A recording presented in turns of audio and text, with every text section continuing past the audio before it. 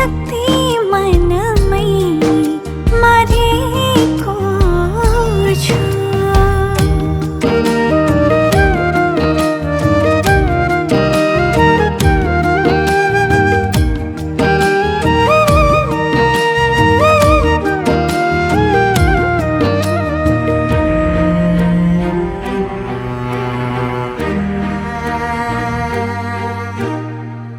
कसलाई सुनौ मेरो कथा, भोगेको छु धेरै व्यथा।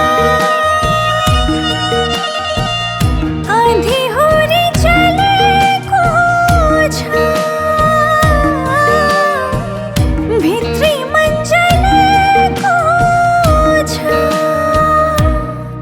आफ्नो भाग्यसँग हरेको छु, जित्ने शक्ति मनमै मरेको छु। यो केटी अब जाँदैन, मलाई मजाक गरेको मन पर्दैन। यो केटीको लागि मैले धेरै कठिनाइहरू भोगेको छु।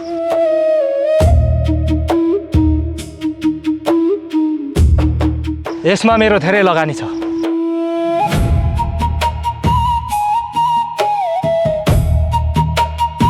अहिलेलाई नो कम्प्रोमाइज। यदि तँलाई केटी चाहिने हो भने बारीबाट मगाइदेऊला कि कसो केटा हो?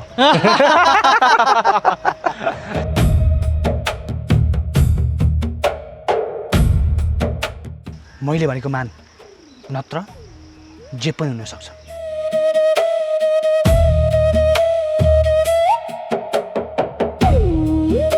साला मलाई चुनौती दिने भाइस, यो केटी जान्छ त सिर्फ मसँग जान्छ।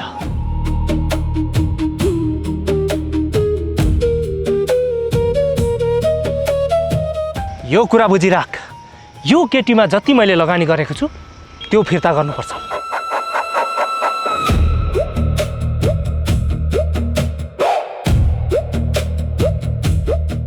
नत्र यो केटी भोलिदेखि कुनै कोठीमा भेटिन्छ। यो कुरा तँलाई पनि थाहा छ कि कसो? अर्के हजुर, यो यसलाई व्यवस्था गर।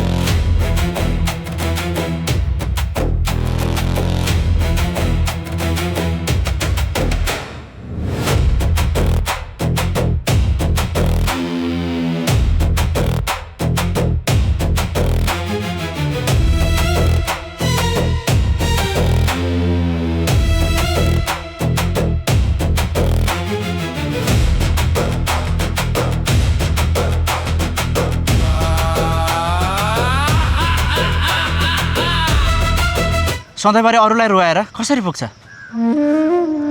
त्यही भएर यो खरानीको पछि लाग्नुभन्दा भाइ हामी आफ्नो बाटो हिँड्दा ठिक हुन्छ। भाइ हामी त अब गाउँ जाने हो। आमाले उता पर्खिरहनु भएको होला। विदेश हिँडेको छोरो बाले पर्खिरहनु भएको होला। बहिनीले पनि पर्खिरहेको होलिन्। भएको एउटा छोरो मरेको छ कि जिउँदो छ अत्तो छैन।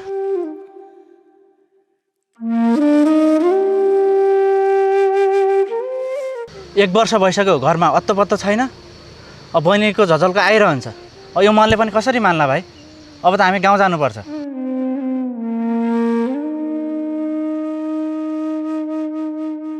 यदि यो कुरा घरमा बाआमालाई थाहा पाउनु भयो भने समाजको अगाडि त आत्महत्या गर्नुहुन्छ।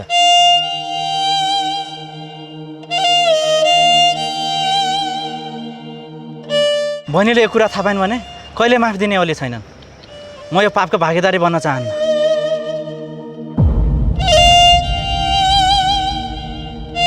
भाइ अब त म गाउँ जान्छु। आमाले पकाएको भात खान्छु, बरु बुवालाई चाहिँ हलो जोन्न सघाउँछु।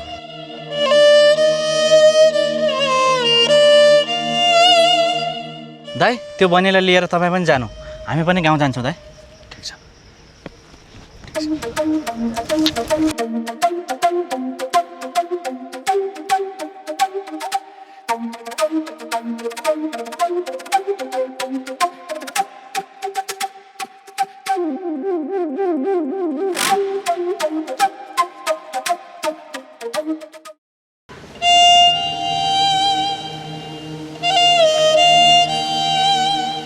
अब यहाँभन्दा बढी पीडा नदे साथी मलाई। तैँले बदला त लिस्, तर गलत समय र गलत ठाउँमा।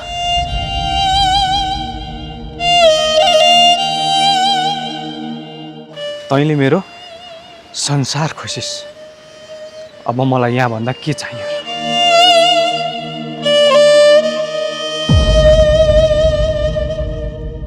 अब त तँ खुसी छस् होलास् नि, होइन?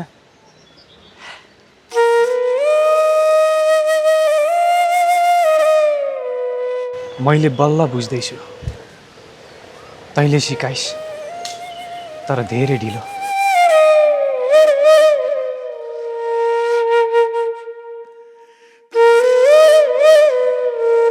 अब म केका लागि बाँच्ने, कसका लागि बाँच्ने? तैँले पनि जीवनभरि याद राख्ने बाटो पाइस्।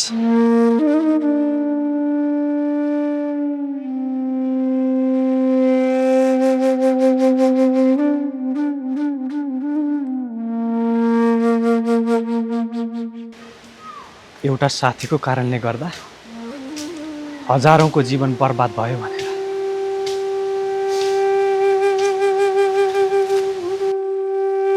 दादा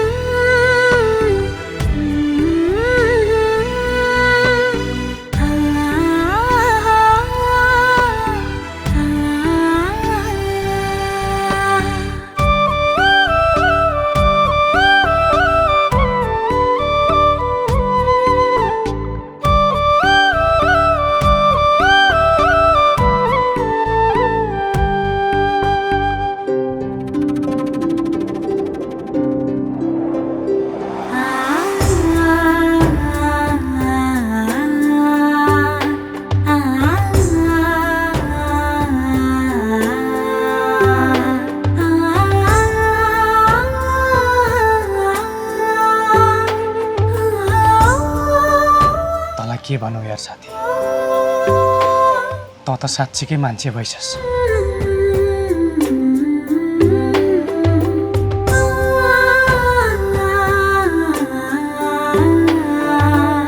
तँमा धेरै परिवर्तन आएछ।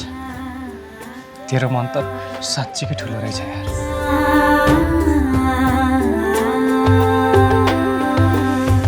जसले तेरो सारा संसार खुसी दियो, उसलाई पनि तँ खुसी देख्न चाहँदो रहेछस्।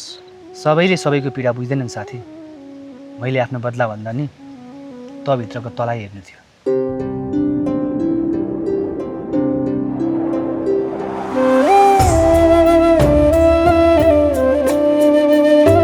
यदि मैले चाहेको भए जे पनि हुन सक्थ्यो।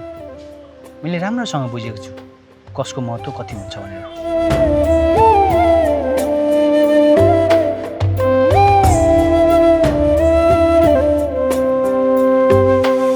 तँलाई यो सिकाउन मात्र मैले यो कदम चाल्न बाध्य भएको कि तैँले पनि मलाई आफू जस्तै सोचिस्?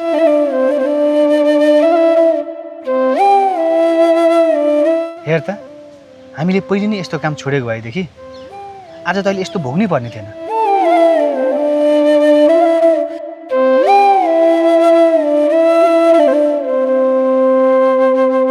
अनि म पनि आफ्नै दुनियाँमा रमाइरहेको हुन्थेँ।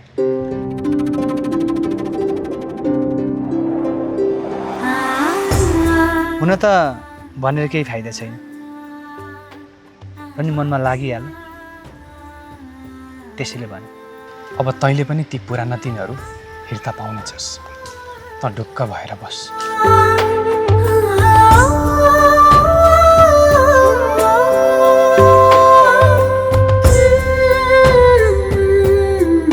जसरी भए पनि तेरो सामु म ल्याएरै छाड्छु।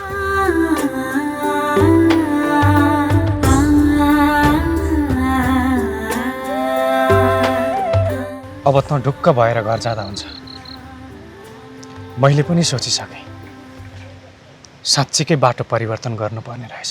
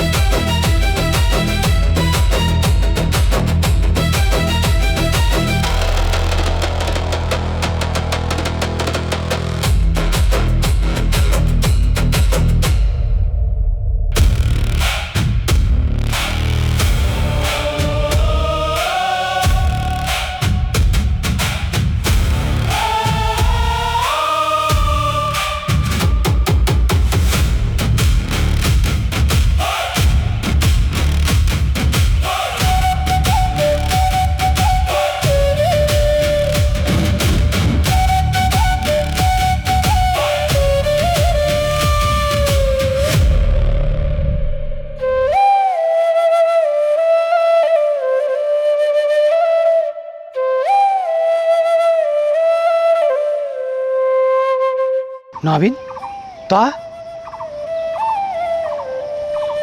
तैँले के गरे गाडी हो तँलाई त साथी भन्नु नि लाज लाग्न थाल्यो तैँले यस्तो काम गर्नुपर्ने के बाध्यता थियो तँलाई के भनौँ भन्नको लागि केही शब्द नै छैन घरबाट आमाको हातको टिका लगाएर परदेश हिँडेको छोरो म तर छोराको कथाहरू बटुल्दै आधा जिन्दगी नै यहीँ बितिसक्यो किन यो काम गर्न थालिस् अनि विदेश त किन नगएको त घरबाट बिदा भएर त आएँ तर यहाँ आएपछि थाहा पाएँ भिजा त नक्कली रहेछ घर जाउँ त कुन मुख लिएर जाउँ कतिजनाको वचन खाई ऋण लिएका थिए अब मैले त्यो कसरी तिरौँ यो सहरमा बसेर मैले त्यो ऋण तिर्न सक्छु जस्तो लाग्दैन मलाई मैले यस्तो काम गर्नु रहर होइन बाध्यता हो त हो भन्ने मलाई थाहा थिएन त्यसैले मलाई माफ गरिदिए है साथी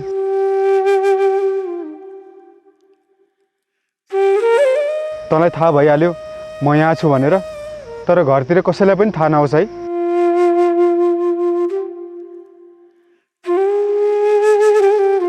तँलाई मैले अस्ति देखेको थिएँ त धेरै नै निराश देखिन्थिस् मलाई बोलाउने आँटै आएन अनि तँ चाहिँ यहाँ के कामले आएको थिइस् कहानी त निकै लामो छ सुनाउन थाल्यो भने तेरो मनले थाम्दैन तँलाई थाहा छ कुन मेन पावर हो थाहा छ तर के तर म त्यहाँ जाँदा गुन्डा लगाएर लखेडिदिए हामी जस्ताको कुरा सुन्ने यहाँ कोही छैन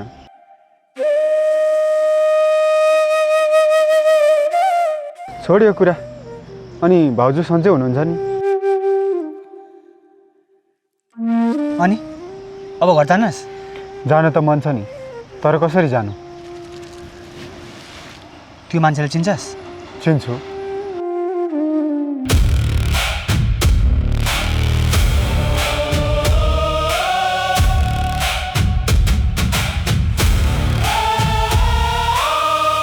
सुन त्यो साला सबैले मलाई धोका दियो तिनीहरूलाई पानी मुनि गए पनि नछोड साला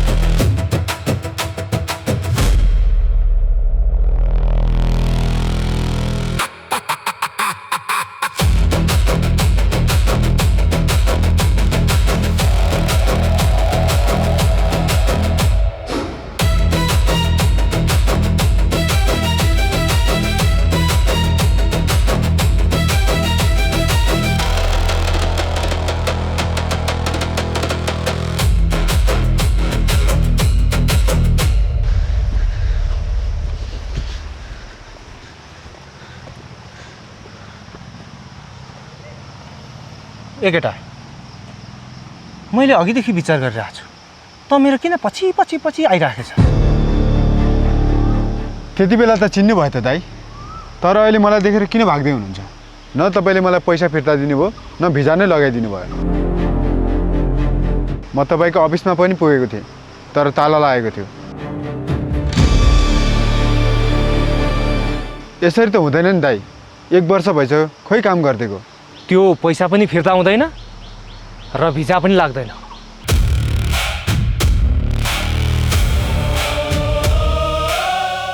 अब पनि त मेरो पछि लागिस् भने नि तेरो लास पनि तेरो परिवारले भेट्दैनन् बुझिस् याद राख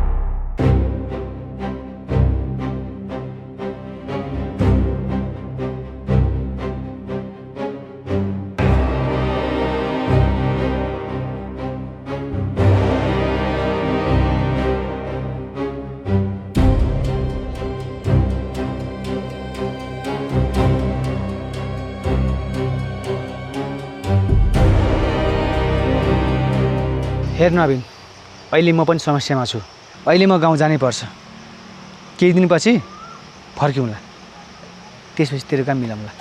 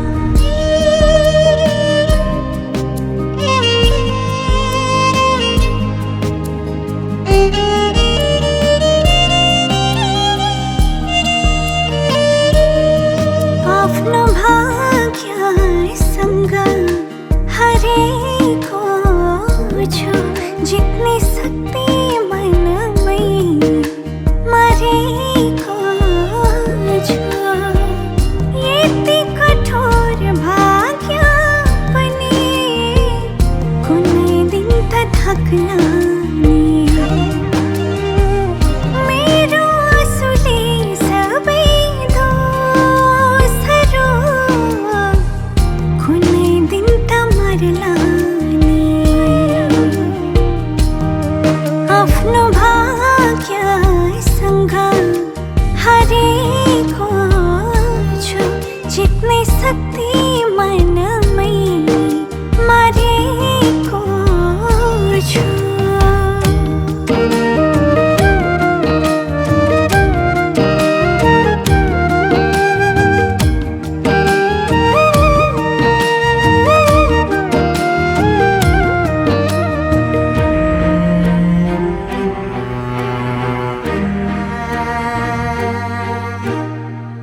कसलाई सुनाऊ मेरो कथा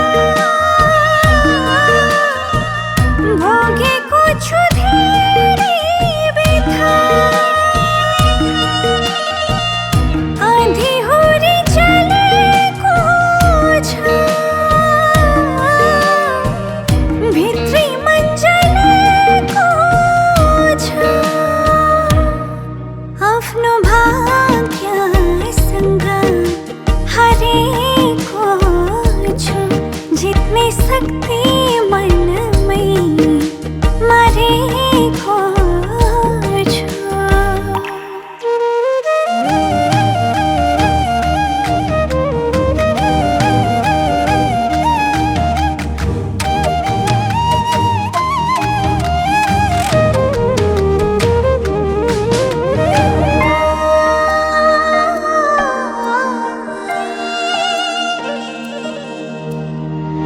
पीडा बुझ्ने कोही छैन दुःख नभएको होइन पोल्छ मुटु झर्छ आँसु अब म कसरी हाँसु आफ्नो भाग्यसँग हरेको छु जित्ने शक्ति मनमै मरेको छु यति कठोर भाग्य पनि कुनै दिन त थाक्ला नि